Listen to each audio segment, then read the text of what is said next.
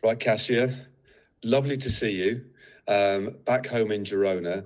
It must have been an incredible week for you as the realization of what you've achieved has gradually sunk in. I guess it has, but how do you feel a week after? It must be still so fresh in your mind. Yeah, it definitely feels super fresh, to be honest. I think that maybe once I land safely at home in Poland with my close ones, and once I get to experience the bigger celebration and maybe disconnection from all the social media and the whole cycling world, I will be able to really realize what just happened. I think that, still in some ways I feel like I need a time to let everything fully soak in, because it had been such a long preparation towards that race, and the race itself was super hard, super busy.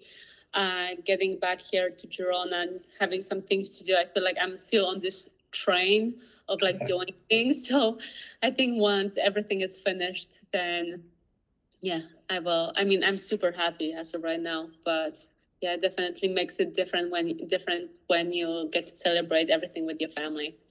That's very cool. Have you managed to ride your bike much this week? Yeah, I definitely rode my bike. We actually went with Taylor and our friend David for adventure ride yesterday. So we got to ride our bikes at night, which is cool. I think that's something that I'm always looking forward to doing.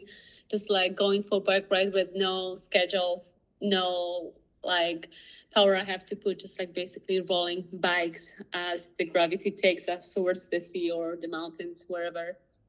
That's fantastic. Just to kind of reset yourself because of the amount of discipline it takes to get yourself into the shape that you did. So just with that in mind, let's go back to just before the Tour de France farm avec Zwift, and the planning, the altitude camps, the preparation, the sacrifice, being away from your loved ones. Just give us a little bit of a sense about how prepared you were, because clearly you were very prepared. You were in incredible form, but just give us an outline on the preparation before, and also the little bit of disappointment of the Olympics just before as well.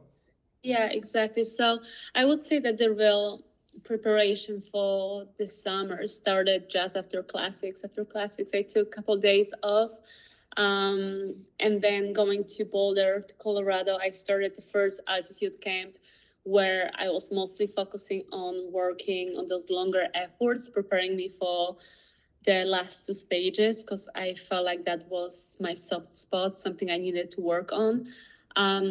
So basically from mid of May, I started to live, let's say, a limited lifestyle where I was mainly training, recovering, and saying no to any other life experiences, let's say.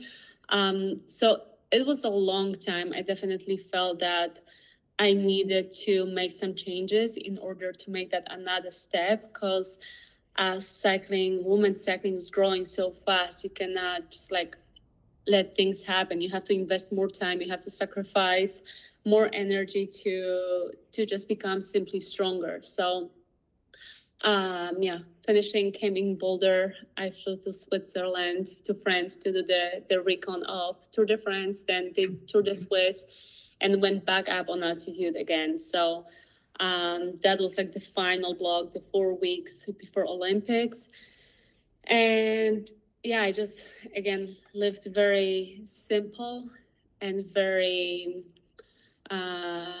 strict lifestyle, I would say. Definitely watching Tour de France helped me remain that way, because I felt like that was awakening my desire, or that was reminding me why I decided to live that way.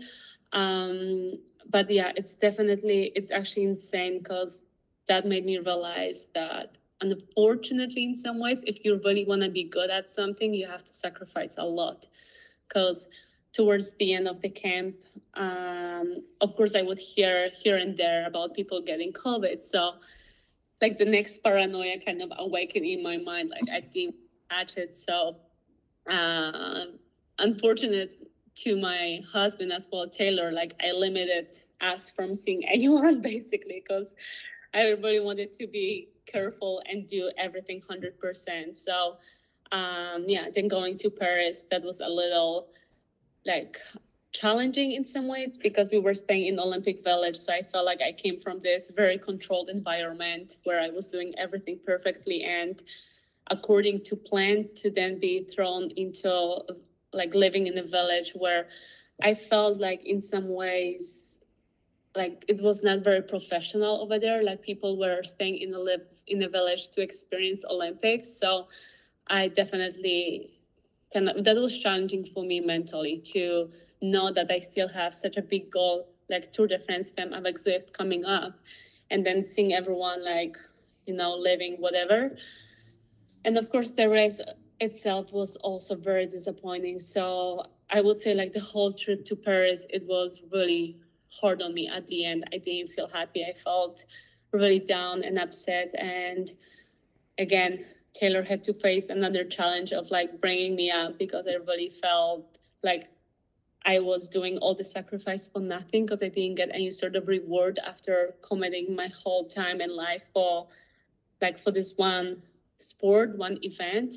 So yeah, definitely I had some couple hard days in Andorra. And once I was on a plane to Rotterdam, everything just changed. I was like, okay, I'm going to a team's environment. I know the people, I know that everything is going to be professional and prepared. And just like having the thought of being surrounded by a team that is very familiar to me calmed all the senses. So yeah, once I was with the team, I was ready to go again, and everything that was haunting me after Olympics just disappeared.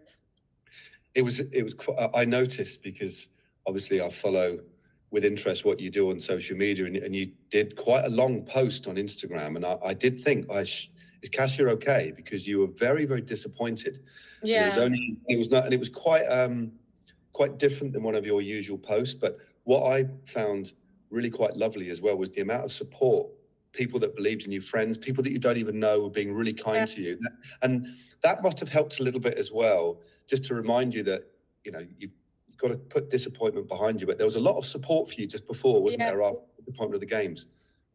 Yeah, I must admit that I'm super grateful for everyone who supports me, who cheers for me, because it seems like I like to call them my fans. They always have my back no matter what. So I feel like this also the whole Tour de France victory was and is dedicated for them as well, because I never felt that I would receive some sort of critics or negativity coming from public. It was always very supportive, and I felt like I rarely read the comments, but when I do, it's always like people have patience for my journey and for my results to come. So yeah, that is definitely always uplifting and helpful to kind of like be able to leave certain things behind and move on.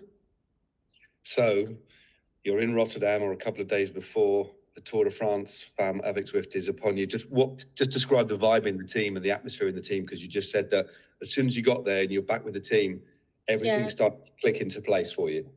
Yeah.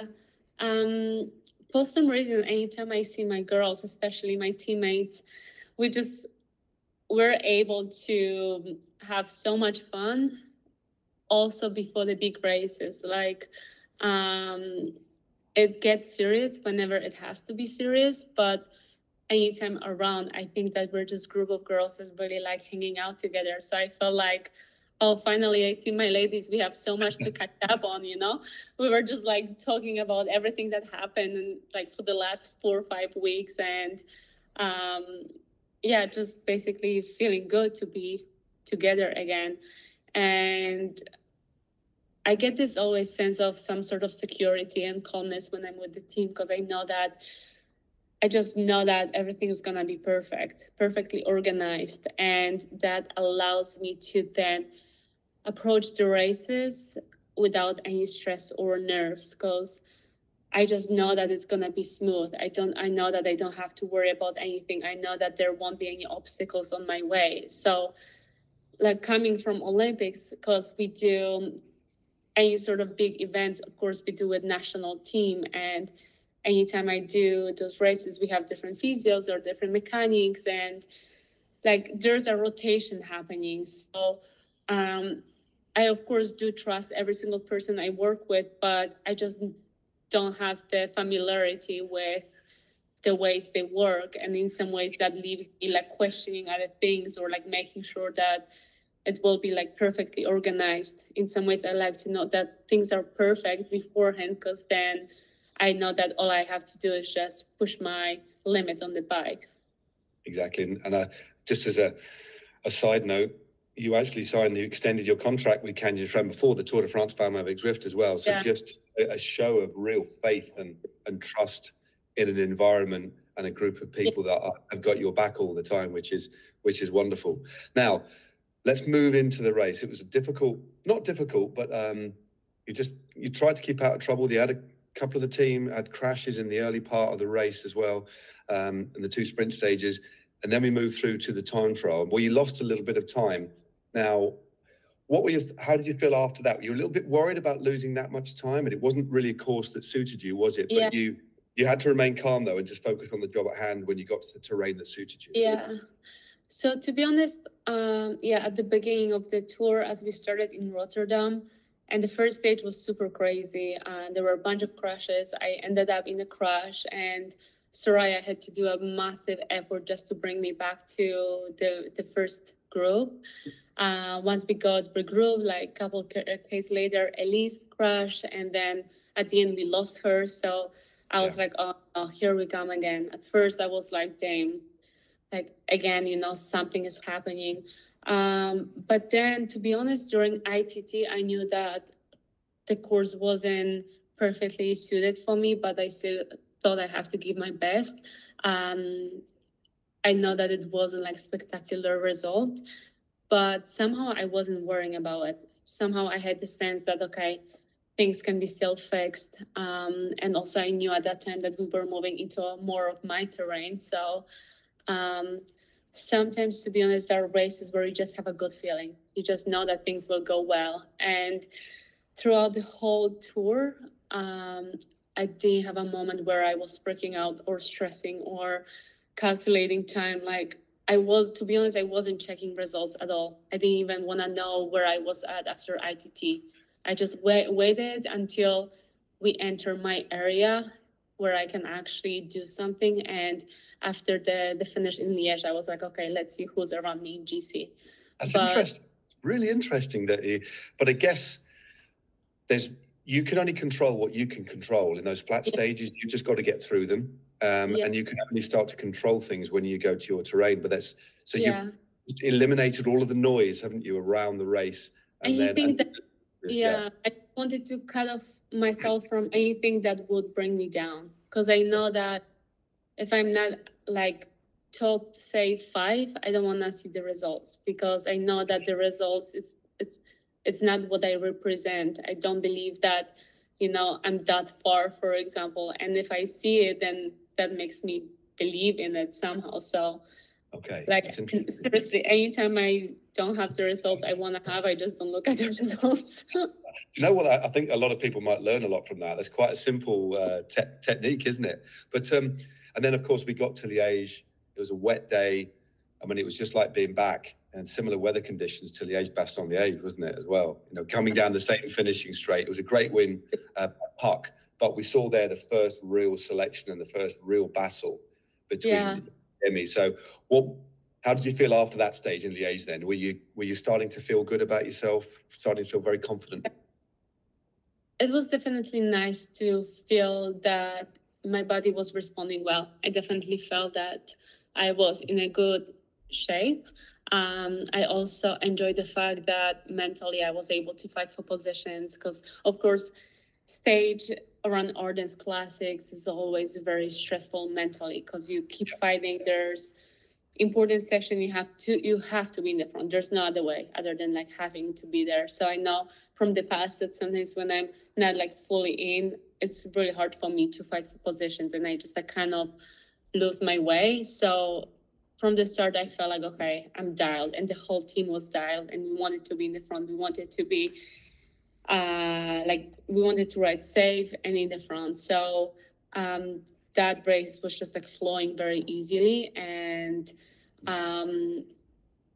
my goal actually was to win that race. Ending up in the group with Pook and Damie, I knew that I will not be able to win it from the sprint. So I decided to go for earlier attack, but Jamie closed it and Pug won. So we all tried something and Pug won at the end. Exactly. You had to, yeah, there, we knew that you wouldn't be the fastest there, but still you knew you had great form. And then, of course, the following stage, I guess in many people's eyes, a controversial stage, the big crash, Demi losing the jersey, you gaining it. But I remember speaking to Chloe Dygart at the end of the stage, and she was saying that you guys had done a really detailed recon of that corner where the crash happened, and you had to be at the front. And Chloe took you through the front and didn't even realize there was a crash behind. So it's the small details that the team have gone to at least try and eliminate certain variables, and that attention to detail arguably kept you in place to take the moment. Yeah, so we knew that was the stage that none of us ever reckoned. Like, we reckoned all the other stages. So if you never seen a stage, or what you can do is go through VeloViewer and study every single corner. So like doing the whole study of the final, you always see moments that looks quite sketchy. All what you can do is just be in the front. So I think also last year, actually the stage where Ricardo won gave us a lesson, because when Ricardo won on the descent, it all split up when Marlon went away with Lippert. It was just on the descent, the gap was open up. So given the sprint of that stage with a little uphill drag, again, we were like, okay, maybe we can go for some extra seconds to gain the time on Jamie on the sprint. So the first thing is like, you have to be in the front. And actually SD Works was in the front also. We were just behind them. So they were chasing, and I personally didn't hear anything. It was like super fast into the corner. Even the SD girls, they were still chasing the breakaway. All of a sudden they just like pulled out, and I was like, what are they doing? And I looked back and I saw that the group was small. So I thought, okay, it's split on the descent. Like, let's go to the finish line. And then at the end, we learned about everything that happened. So yeah, that was unfortunate for SD Works, but that's also part of racing. And like, nobody was waiting for me when I crashed on the first stage. Like, Soraya had to put a lot of work to bring me back, or nobody was like doing anything when Elise crashed. So I think it's just like, again, part of racing. And you were very gracious, though. You did say in the press and to Demi that it wasn't the way you wanted to take the jersey, but it is racing. And I think that was a really, not that you would never not do that, but I think it was a really important moment, because you respected people and as competitors. And that was an important moment. But the race moves on, doesn't it? And that thing you gain, but it is racing. But then the next couple of days, of course, I like the fact on stage 7, you got your yellow air road, because a lot of riders, when they win the Tour, they only have it on the last day. And I thought, oh, this is a bold move. She's going to ride the yellow in the race, and she hasn't even won it yet. How did you feel about that? That's I'll be honest, that's a bit of a flex, Kasia. That's kind of cool. Oh, yeah. I also thought that. I was the same, like, okay, here we go. I saw them building it, and I was like, okay, they really believe in me. To be honest, that was like the moment where I got a little stressed, but I was able to turn the stress into motivation. I was like, damn, like, they really have faith in me. And then I was like, reminding myself, why actually did I come here to win this bike race? So sometimes, you need, like, when you do a very hard race, you feel like the easiest option is always to like slow down, or I don't want to say give up, because giving up is like such a strong statement, but you always kind of feel like, oh, I just want to, survive or go through it. But you really have to, you sometimes just need those little things to really remind you, like, why you were working so hard for, like, why you spent like 3 months on the altitude camp practically. So yeah, when I saw that bike, I was like, okay. Again, we in the press, and we were looking, and I saw it, and I thought, okay, they mean business. Obviously, it was just a very interesting detail. But as you say, maybe just a little extra motivator subconsciously that's there. Yeah. Yellow. It's interesting. Because, also, to be honest, what I loved about getting yellow on that stage was when I saw all the staff members, like, really happy. Like, it meant something to them to have yellow. And of course, they work so much for us throughout the whole year, and they always, you barely see staff members, anywhere, because they're working all the time so much. So I also thought to myself, like, wow, that is like a beautiful reward for them, for the whole hard work they're putting into just us and us being able to pursue our dreams. So it was a big moment on our team, and I was so happy to be able to experience it. Well, moving on, stage 7, I think it's fair to say a little bit of a stalemate, a wonderful win by Justine Guerra. There's some really, as well as your win overall, there were some really lovely moments from young women coming through and really stepping up. So exciting, the landscape and the depth in talent.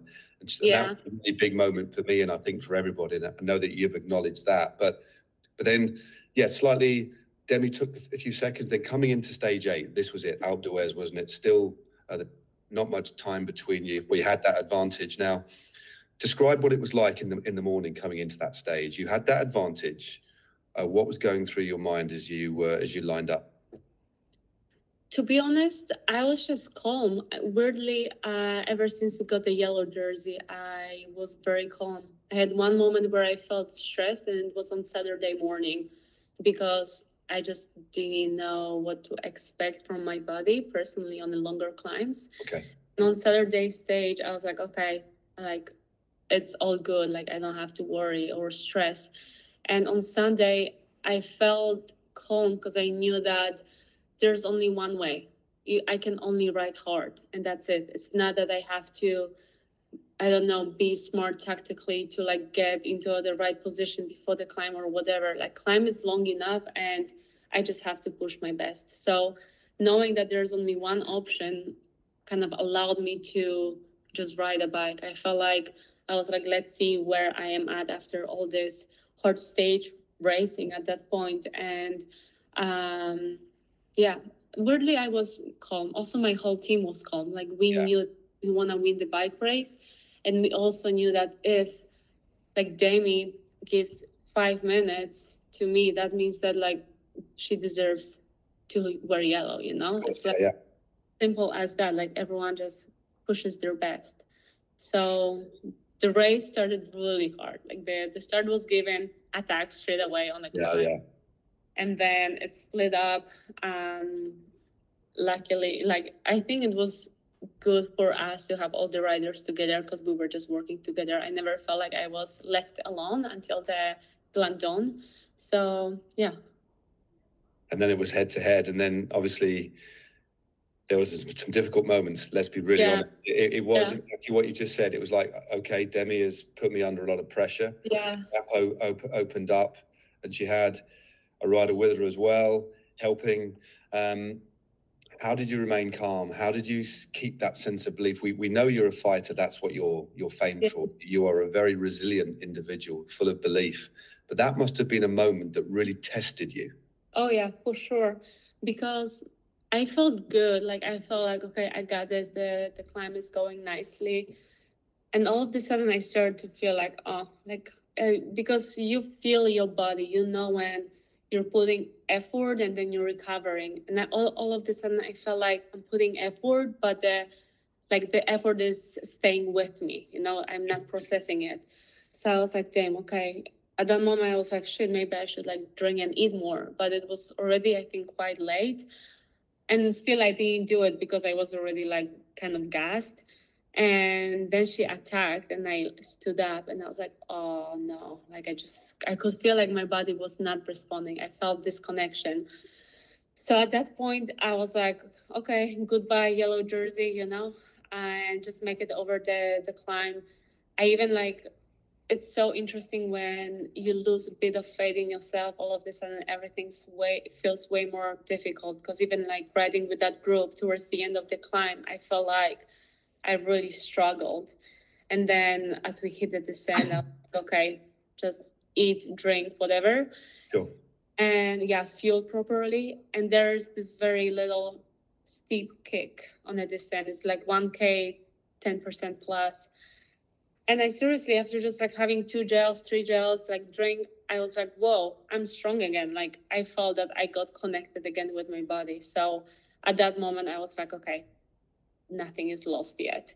And then to be honest, everything was happening so fast, and we were just all like in the zone, because going from like 1 hour plus climbing into a descent that is very fast, so you have to be concentrated because you don't want to make any mistakes, into like quick valley and then straight into the climb. So yeah, I never fully believed that I was going to win yellow jersey, but I also knew that there was no way of slowing down for me. I knew that there's only one way, going forward. And I don't know, it's just like, I wasn't even thinking. When I started the Alpe d'Huez, I was just like, go, like sometimes when you just start riding back and you just go as fast as possible and wait until you really blow up. So yeah, it was like really the hardest day on the bike I've ever had, no doubt about it. And also the most rewarding at the end. It was incredible to watch. There was, I think you could probably make a film of just that stage, everybody's emotions, and just from somebody that was watching it, or the people that were watching it who were neutral, it was just a fascinating bike race. Your comeback, Demi's desire hunger to win as well. And I think when you have a competitor like Demi, all it does is add even more to your victory. I think if you ask me, it does. But I know that there was one moment where the team were in your ear all the time, telling you, and then he said, I don't want to hear anybody. Yeah. Later on, he said, yeah, I need to hear you again.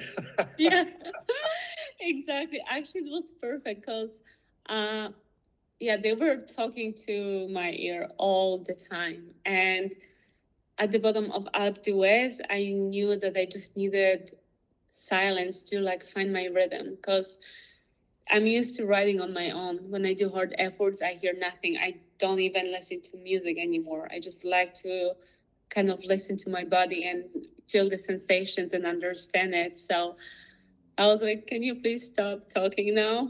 And they just went dead silent. But then when I said it, I was like, oh shit, like I actually also need them. But I was like, okay, whatever, let's ride.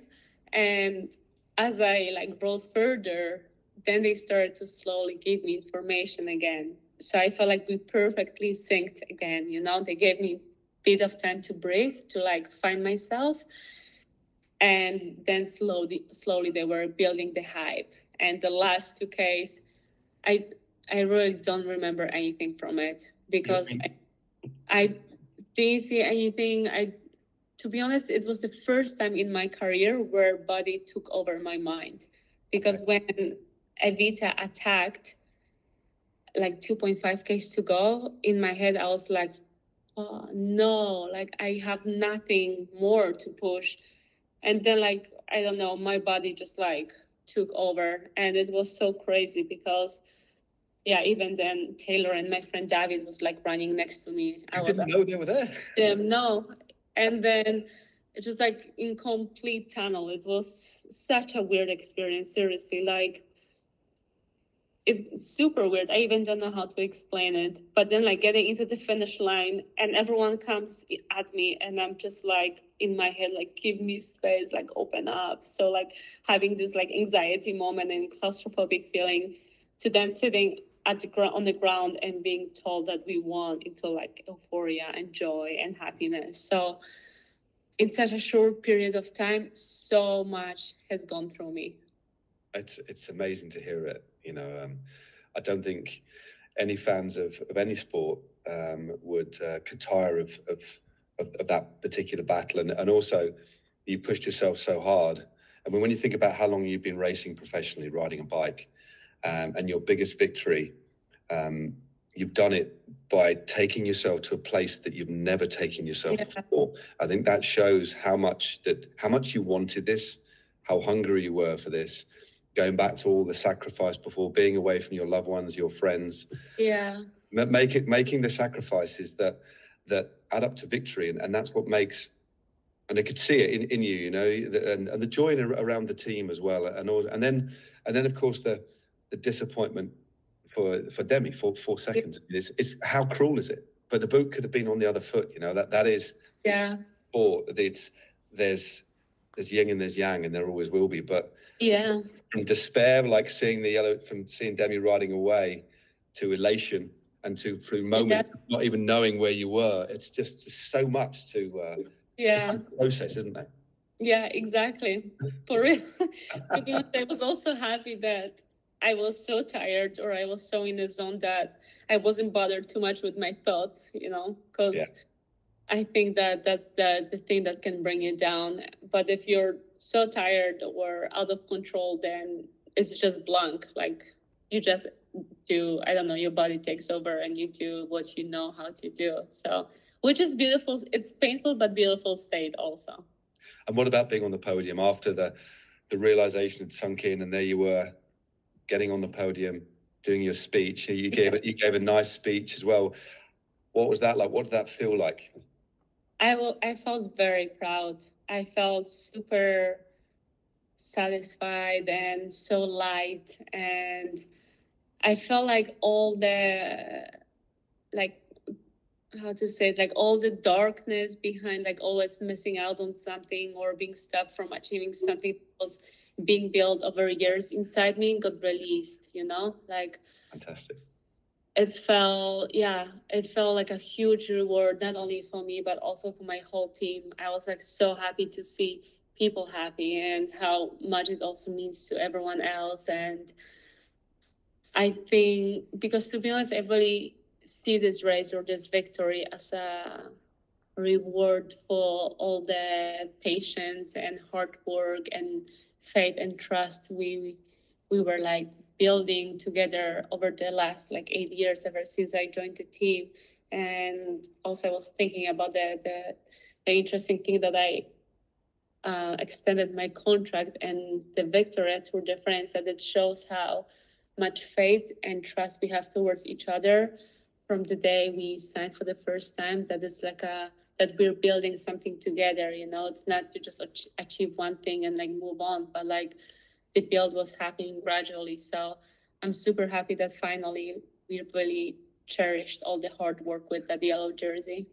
That's fantastic. And of course, a couple of days later, or soon after, you got a text message, I believe, from the president of Poland as well. Yeah. That's surreal, isn't it? I know. Yeah, it was actually super cool to see the impact of the yellow jersey on Polish cycling and like Polish community. It was really cool to actually, and it's still really nice to see that people are getting on their bikes just to see what it feels like, you know. I get tagged on Instagram like, oh, we're doing the Niewiadoma commuter or whatever. So that's that's very cool. I mean, I think the thing is, your joy and the spirit that you have in the team, it's infectious. It really is. It's in a good way. You can. We all were. I remember, like me and Iris, former teammate of yours, working with me. Yeah. We were both in tears. You know, it was a very powerful moment, and you've given so many people a lot of joy. But importantly, as well as that, you're an inspiration, and I think that's something that you can be immensely proud of. You're inspiring a lot of people. But we could talk for hours, couldn't we, about this tour? And no doubt you're going to be given a lot more into it. So I'm going to save you from me chatting too much longer. But we've just got a couple of questions from the fans, okay? So let's treat these as rapid fire questions. So if you give us a nice short answer, we'll rattle through some of these, okay? So you ready? You're nicely warmed up. We've been chatting for 40 minutes. Here we go. Right, this is from Instagram. Okay, it's a good one. How many marks out of 10 for your yellow bike? 10. I would say 11. I think we've already answered this one. What did Taylor say to you on the road up to Alpe d'Huez? You don't know, do you? I didn't see him. Okay. Your performance was so amazing. How did you manage to push yourself? I have no idea, to be honest. To be honest, maybe it was good that I was too tired to even know anything. Just body took over. Okay. Has it sunk in that you are a heroine to a generation of cyclists, especially young girls? In 70%. Okay. No way. What do you see for the future generations of riders in women's cycling now? I would say that I'm happy that I'm almost 30 and I don't have to race in like 10 years time, because it's going to be so freaking difficult and hard. Yeah. That's a good point. The level is incredible, isn't it? It really is. Okay, a couple from Facebook here. Are you aware that with your latest success, you've reached the high shelf of the Polish cycling pantheon? And were any of the champions also idols in your youth as well? Because now you're an idol of so many people. Yeah, I'm definitely super proud of that, and really stoked. I was always, to be honest, looking up to Kwiatkowski or Bodnar for winning Tour de France stage, and that was like always the thing I wanted to achieve. So I still don't have a stage victory, but I have a general classification victory. So I think the yellow jersey is slightly better if you had to choose. Yeah. Winning the Tour, that is the big win. And finally, one more question, and it's a nice way to wrap this up, actually. How can you describe your best season ever after 4 or 5 years of, like you say, a few hits, a few misses? It's been the victories. You've just tried so hard. You're such a consistent rider. But how would you sum up this season so far? To be honest, simple word, but it's been beautiful. It's been, nothing I could ever want to change about or add to or take out of. I think that every single moment was there for something, and even the disappointment from Olympics, I believe that it really added or gave me extra mental strength for that final push on Alpe d'Huez. I think that there's always something for another thing in our life, because I think that's it. Simple, short answer, but I am grateful for every moment. Fantastic. Kasia, it's always a pleasure to talk to you. And continue to enjoy the moment. It's a special one, and I see you've made a lot of people very happy, and I know your family and your team are very proud of you, so thank you. Yeah, thank you so much. Thanks for the chat. Cheers.